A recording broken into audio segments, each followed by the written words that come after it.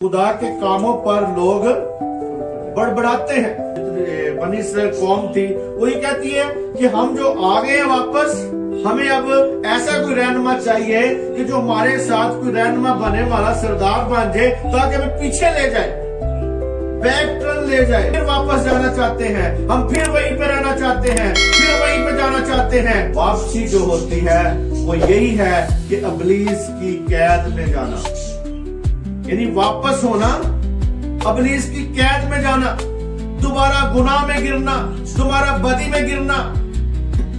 आज भी मेरे अजीजों, लोग तौबा तो कर लेते हैं, लोग तौबा कर लेते हैं, लोग खुदावन का यीशु नाम पे बपतिस्मा ले लेते हैं, सोच जो है पीछे फिर जाती है।